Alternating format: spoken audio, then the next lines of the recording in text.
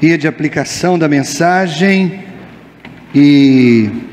ou a sua Bíblia, você abre em Mateus capítulo 12, Mateus capítulo 12.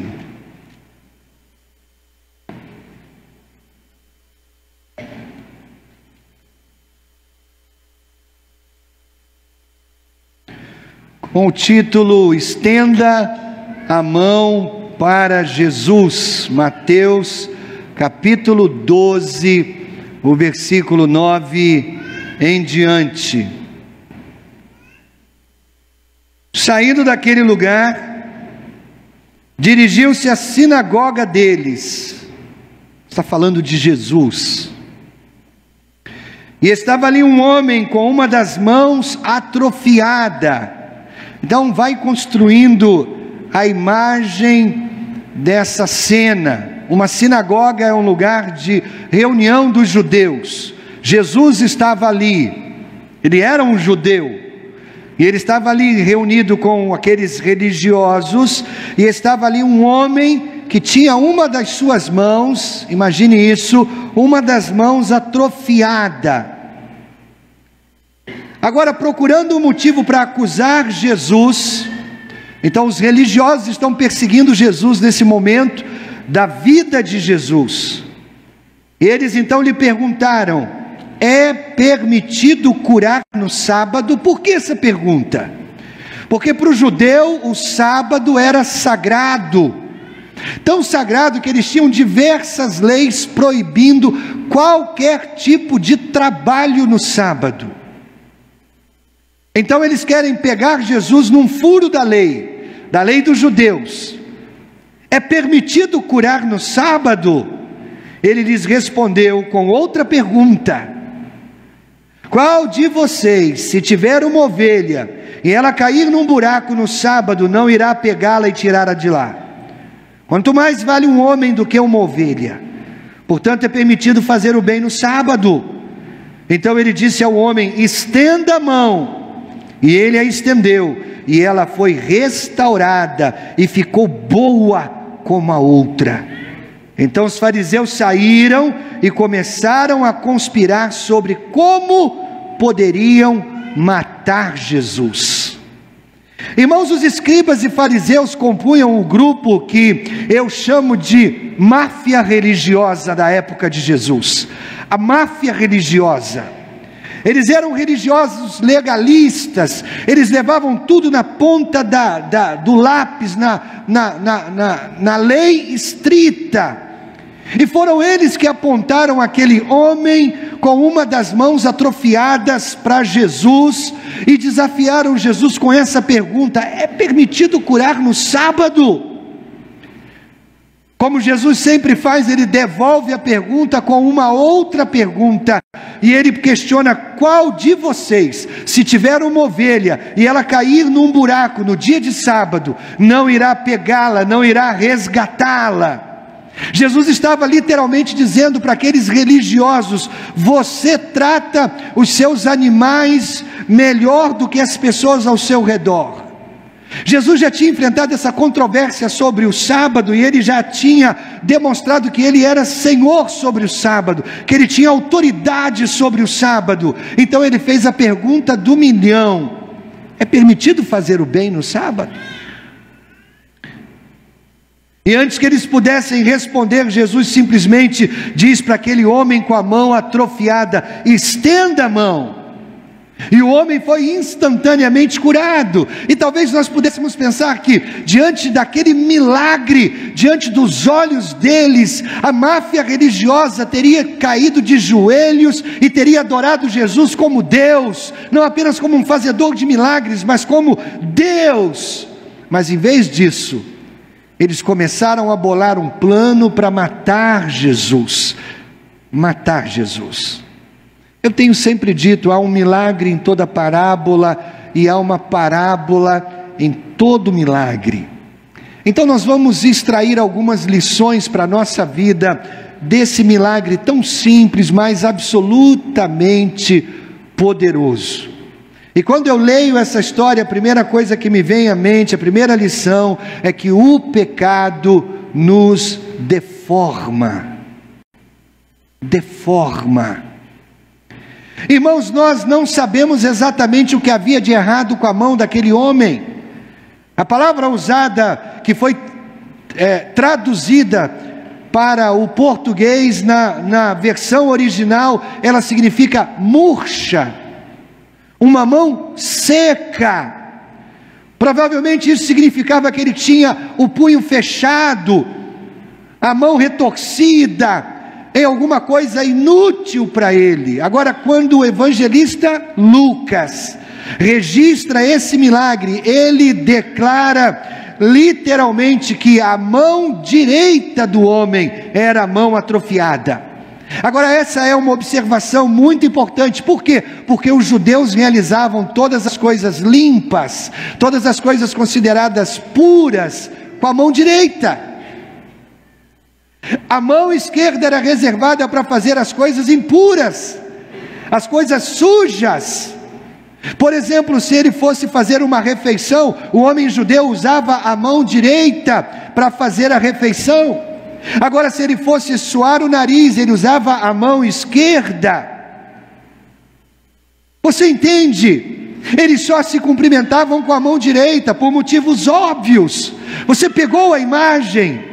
Esse homem com a mão direita atrofiada, esse homem com a sua mão inutilizada, ele era um pária, um miserável. Ninguém queria apertar a sua mão direita, ninguém poderia apertar a sua mão direita. E todas as vezes que ele estendia a mão esquerda para cumprimentar alguém, essa pessoa ficava horrorizada, porque a mão esquerda é a mão das coisas impuras. Então veja, esse homem não é apenas um aleijado fisicamente, um deficiente físico, ele também era social, psicológica e espiritualmente deficiente. Irmãos, na Bíblia, a doença é usada como uma metáfora do pecado. Se você ficar doente, claro, isso não significa necessariamente que você ficou doente por causa do pecado, mas a razão pela qual a doença existe no nosso mundo, a doença existe na nossa experiência de vida, é por causa do pecado. O pecado que o homem lá atrás cometeu trouxe um desequilíbrio na natureza e a doença passou a fazer parte da natureza. Deus falou através do profeta Isaías à nação pecadora de Israel com essas palavras dizendo: por que insistem na revolta? A cabeça está toda ferida, todo o coração está sofrendo, da sola do pé ao alto da cabeça não há nada são. Ou seja, Deus compara o pecado a uma doença. Irmãos, Deus tem um design perfeito para as mãos, 4 dedos e 1 polegar, para ajudar a pegar as coisas, um design perfeito. Mas a mão desse homem era retorcida, a mão desse homem era atrofiada. Da mesma maneira, nós somos deformados por causa do pecado. Deus tinha um design perfeito para os seres humanos também, um design perfeito.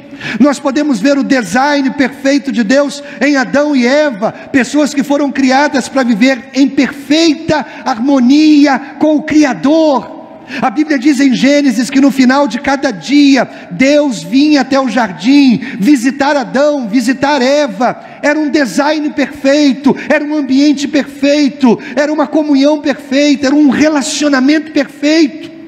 Mas quando eles pecaram, eles romperam aquela perfeita harmonia, aquela perfeita comunhão com Deus.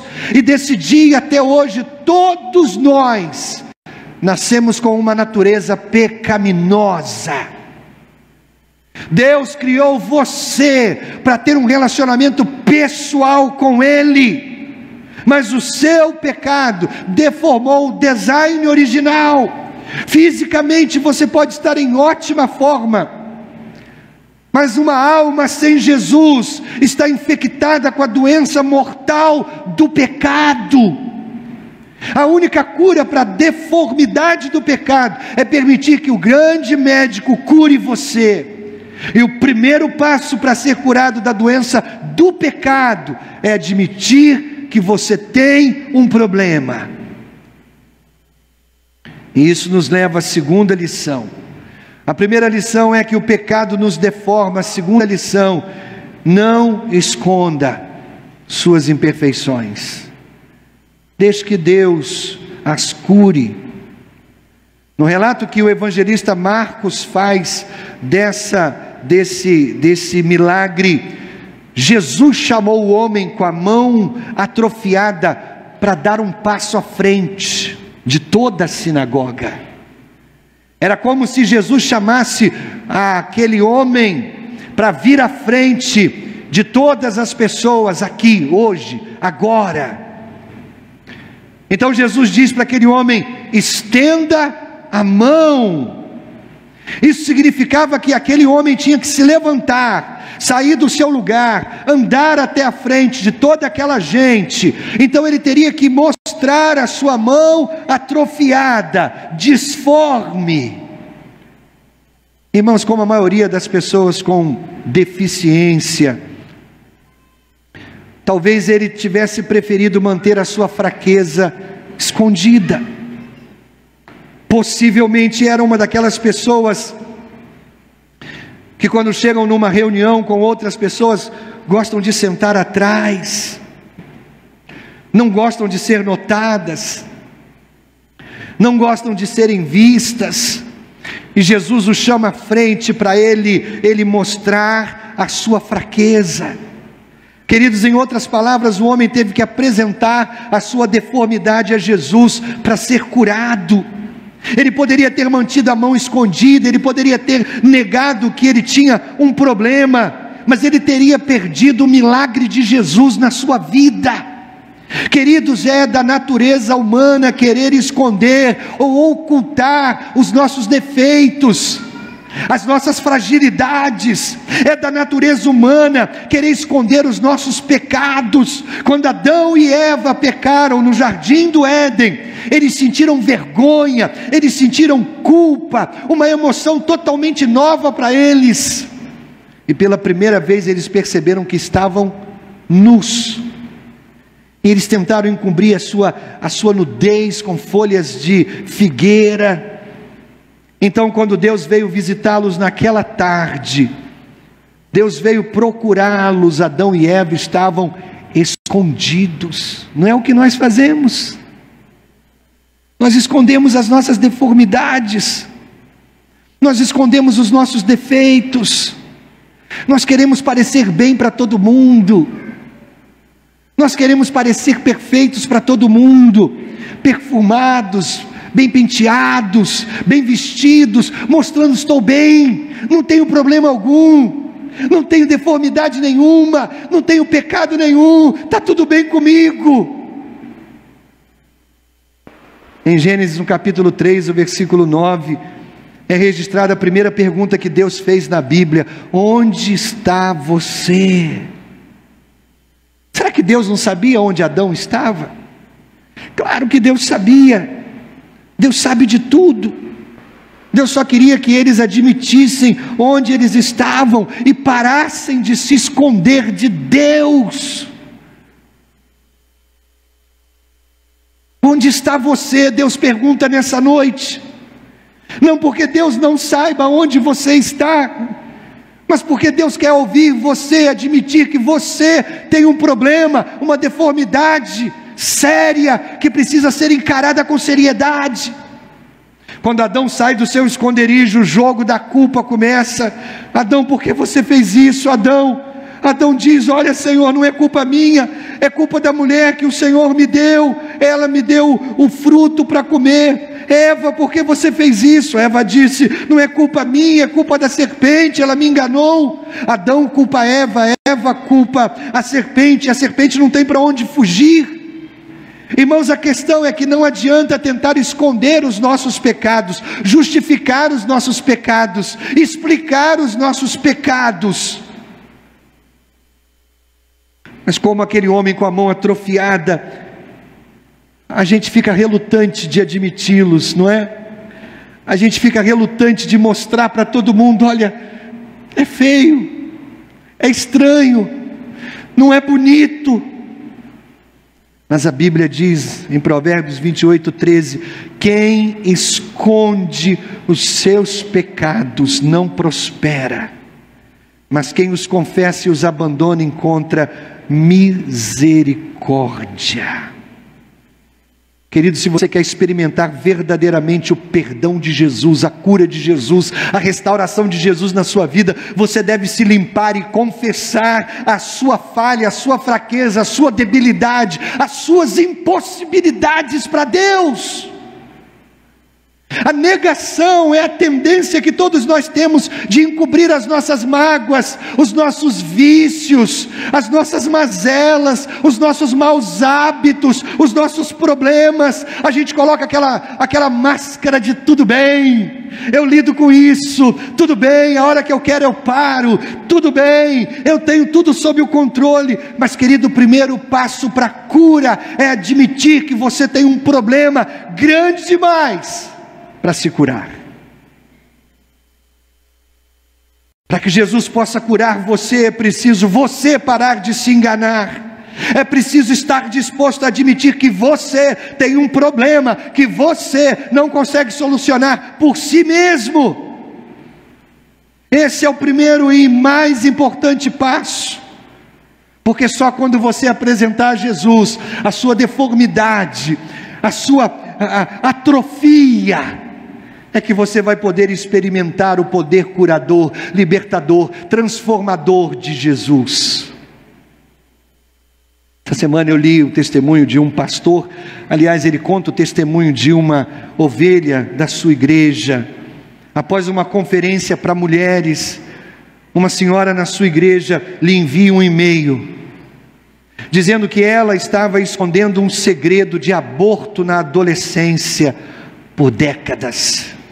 Nem o seu marido sabia, mas os testemunhos de algumas das outras mulheres durante a conferência lhes deram forças para renunciar àquele segredo.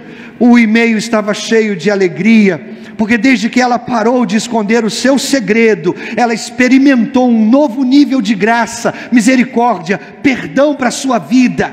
Ela disse no seu testemunho, no seu e-mail, Deus já havia perdoado e ela sentia o perdão de Deus há muito tempo, mas ela nunca havia se perdoado verdadeiramente. Queridos, existem todos os tipos de coisas que nós podemos estar escondendo de Deus, ou tentando esconder de Deus. Você está escondendo algo do seu passado? Por que você não estende a mão para Jesus hoje? Por quê? Talvez você pudesse estender a mão para Jesus hoje e dizer: aqui está, Senhor, não é muito bonito, aqui está, Senhor, eu tento manter isso escondido a maior parte do tempo, mas aqui está, Senhor, por favor, me cure, me cure. Isso nos leva à terceira lição que esse milagre nos ensina: tentar o impossível libera o poder de Deus. Vamos juntos? Tentar o impossível. Vamos juntos? Tentar o impossível libera o poder de Deus.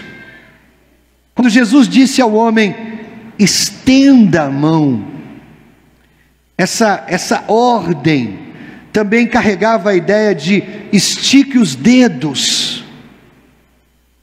A mão daquele homem era uma mão atrofiada, num punho deformado, e há uma sugestão de que esticar os dedos era a única coisa que ele não conseguia fazer. Você percebe? Jesus manda que ele faça o impossível, o impossível. Estenda as mãos, estique os dedos. Para aquele homem com a mão atrofiada, aquilo era impossível. E o homem confiou na palavra de Jesus, e diante dos seus olhos, ele viu a sua mão ficar tão perfeita quanto a outra mão. Querido, você já reparou que em muitos dos milagres que Jesus realizou, Jesus simplesmente disse à pessoa para ela fazer exatamente aquilo que ela não podia fazer? Já pensou nisso? Quando aqueles 4 amigos, nós estudamos isso esses dias, quando aqueles 4 amigos trouxeram aquele paralítico na maca por um buraco no telhado e desceram a maca justamente na frente de Jesus, Jesus não tocou naquele homem, Jesus simplesmente disse para ele: levante-se, pegue a sua cama e vá para casa. O homem poderia ter dito para Jesus: fala sério, Jesus, olha para mim, eu não consigo, esse é o meu problema, eu não consigo levantar dessa cama. Mas em vez disso, ele confiou na palavra de Jesus, e ele tentou fazer aquilo que era impossível para ele fazer, e ele descobriu que podia andar, confiando na palavra de Jesus. Um outro exemplo, quando Jesus disse para Pedro sair do barco, andar sobre a água, o que era e o que continua sendo totalmente impossível. Mas quando Pedro tentou fazer o impossível, ele descobriu que podia permanecer firme, ainda que sobre as águas, mas não sobre as águas, ele estava firme sobre a palavra de Jesus. Foi Jesus que mandou eu fazer, e se Jesus mandou eu fazer, e ainda que seja impossível, eu posso fazer. Queridos, é somente quando a gente confia na palavra de Jesus que a gente experimenta o poder da cura de Jesus. Tentar fazer o impossível libera o poder de Deus sobre a sua vida. A salvação, ela só é possível para nós quando nós confiamos no poder de Deus. Jesus disse: para o homem é impossível, mas para Deus todas as coisas são possíveis. Vamos lá, queridos. O que você tentou fazer semana passada, que seria absolutamente impossível, sem o poder sobrenatural de Deus? Sabe por que nós não vemos mais milagres acontecendo?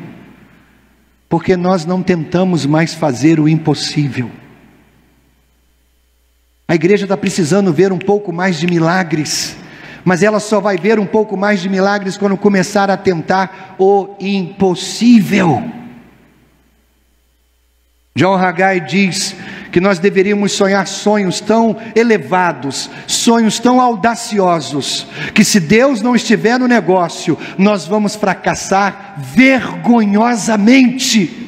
Qual foi a última vez que você sonhou um sonho tão audacioso, que se Deus não estivesse no negócio, você teria fracassado vergonhosamente? Tentar o impossível libera o poder de Deus. Somente quando você sai em obediência, quando você sai em fé, você vai encontrar o poder de Deus. Deus tem pedido para você fazer algo que é impossível para você. Você não experimentará o poder dele até que você saia com fé e obedeça a ele. Estenda a mão. Quarta e última lição: quando sua mão ou seu coração está fechada, você não pode dar nem receber. Pense em todas as coisas que aquele homem perdeu por causa da sua mão atrofiada. Pense nisso. Ele não podia dar, ele não podia receber, porque a sua mão era atrofiada, seu punho era fechado, seus dedos fechados. Mas quando Jesus abriu a mão daquele homem, Jesus também abriu o coração daquele homem para receber uma bênção. E sabe qual é a resposta? O homem agora é capaz de abençoar outras pessoas. Ele podia tocar o rosto do seu filho, ele podia pegar na mão da sua esposa, ele podia entregar um presente ao seu vizinho. Parte da minha adolescência, da parte da minha infância, da minha adolescência, juventude e até a minha fase adulta, o início da minha fase adulta, eu morei na zona oeste do Rio de Janeiro. Ainda era uma área com muito verde, e eu ouvia falar como era muito simples os caçadores capturarem micos nas florestas da Zona Oeste. Os caçadores usavam garrafas de refrigerante vazias, aquelas garrafas antigas de vidro, pesadas. Dentro das garrafas eles colocavam um coquinho que era o alimento natural dos micos. E o mico era atraído pela garrafa que ficava jogada, as garrafas que ficavam jogadas dentro das matas, e eles vinham por curiosidade para ver o que era aquele objeto brilhante, e quando eles olhavam pela garrafa, eles viam que dentro da garrafa tinha um coquinho, uma guloseima. Então eles colocavam a sua pequena mão pela boca da garrafa, e agarravam o coquinho, e agora a mão cheia com o coquinho, eles puxavam, e a mão não saía da garrafa. Naturalmente a garrafa era mais pesada do que eles, e eles não conseguiam fugir carregando a garrafa, e eles permaneciam ali, segurando o coquinho, mas com o braço preso dentro da garrafa, e agora ele estava preso. Tudo que o mico precisava fazer era abrir mão para escapar, mas ele não quer abrir mão, ele não quer deixar ir a guloseima, então ele fica lá, preso, capturado. Irmãos, essa é a foto, esse é o retrato de muitas pessoas hoje. Seus punhos estão firmemente cerrados, fechados, em algo que não deveria fazer parte da vida deles, e eles estão presos. Ouça o que Jesus está dizendo nessa noite: estenda a mão, estenda a mão. Talvez você tenha um coração fechado em torno de algo que não deveria fazer parte da sua vida. Jesus está dizendo: estenda a mão. Ele pode preencher um punho, ele não pode preencher um punho fechado. Jesus só pode preencher um punho aberto. Você vai abrir o seu punho, ou você vai abrir o seu coração para Jesus hoje? Quando o apóstolo Paulo escrevia para a igreja em Corinto a sua segunda carta, Paulo sabia que aqueles crentes estavam chateados com ele, ele havia sido duro com eles, ele os havia exortado, e os corações daqueles crentes estavam fechados para a mensagem de Paulo. Então, na sua segunda carta, Paulo lhes escreveu essas palavras: olha, nós falamos abertamente a vocês, coríntios, e lhes abrimos todo o nosso coração. Agora, numa justa compensação, abram também o coração para nós. É justo que, se eu abrir o coração para vocês, coríntios, abram o coração para nós. Queridos, quando Jesus veio do céu, quando Deus desceu do céu, e naquela cruz Ele morreu por nós, Ele estava abrindo totalmente o coração dEle para nós. É justo que nós abramos o nosso coração para Ele. Você vai abrir a sua mão, ou você vai abrir o seu coração para Jesus hoje? Sua mão pode estar normal, fisicamente, mas você precisa do grande médico para endireitar a sua alma atrofiada, a sua vida quebrada. Jesus ainda realiza milagres. Você lembra quando nós estudamos a mulher que tinha um fluxo de sangue? Nós estudamos esse milagre algumas semanas atrás. Você lembra o que Jesus disse quando aquela mulher tocou nas orlas do seu vestido? Jesus disse: eu senti que de mim saiu poder.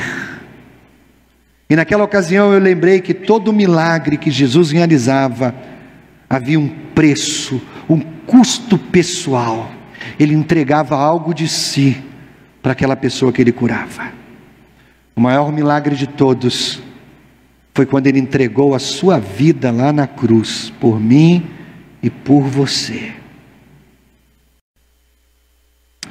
Deixe-me terminar contando uma parábola para ilustrar o que realmente é a nossa salvação. Todos nós somos pecadores por natureza e por escolha, todos nós.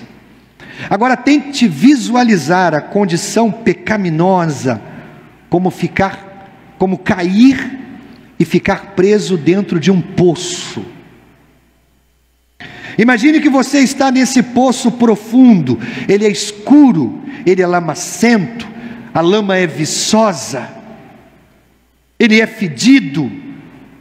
Você não pode escapar escalando as suas paredes. Você está preso dentro desse poço. E para piorar, existe uma serpente dentro desse poço, hedionda, venenosa, e ela está lá com você. Isso representa a penalidade do nosso pecado, da nossa condição pecaminosa. Todos nós estamos assim, todos nós. Essa cobra está esperando o momento para lhe dar o bote e matar você. A qualquer momento, sua vida vai ter fim a qualquer momento, dentro daquele poço, e você não consegue sair dele. Algumas pessoas vão visitar você. À beira do poço vem um otimista e ele diz: anime-se, rapaz, existem poços piores do que esse.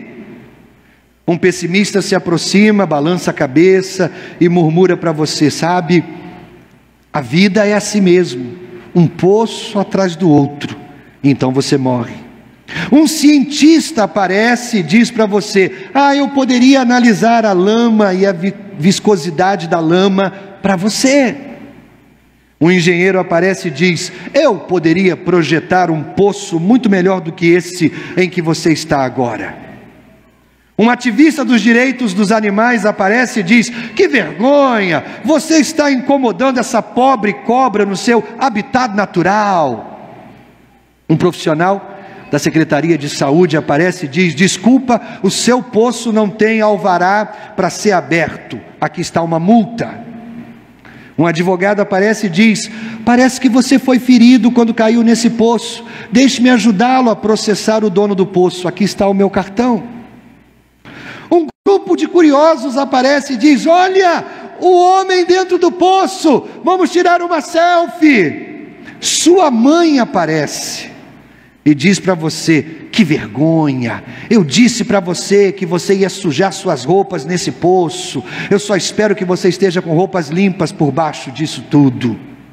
Um pregador batista aparece e diz: existem 3 coisas que eu quero dizer sobre o poço.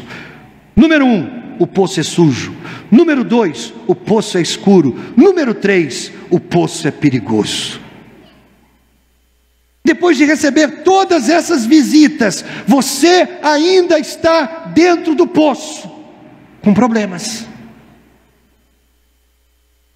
É quando Jesus aparece e diz: filho, você tem um problema? Sabe qual é a nossa tentação primeira? A nossa primeira tentação é olhar para Jesus e dizer: não, Senhor, eu estou bem, eu vou dar um jeito, eu estou trabalhando duro, em algum momento, eu não consegui ainda, mas em algum momento eu chego lá. Mas aí, enquanto a gente está dizendo isso, a gente ouve o guizo da serpente atrás da gente. Então naquele momento a gente diz: Senhor, na verdade eu tenho um problema, eu preciso da sua ajuda, me ajude. E aí, com amor e ternura, Jesus desce até a cova, Ele desce até o poço profundo, Ele levanta você, Ele tira você do poço, Ele salva você. E então corajosamente Ele se vira para a serpente, e a serpente então dá o bote em Jesus, com todo o seu veneno, mas no processo Jesus esmaga a cabeça da serpente, e então Ele salta para fora do poço, vitorioso, vencedor, vivo para todo sempre. Querido, isso é o quanto Jesus se importa com o seu problema. Você estenderá a mão para Ele? Você abrirá o seu coração para Jesus nessa noite? Curve a sua cabeça, feche os seus olhos.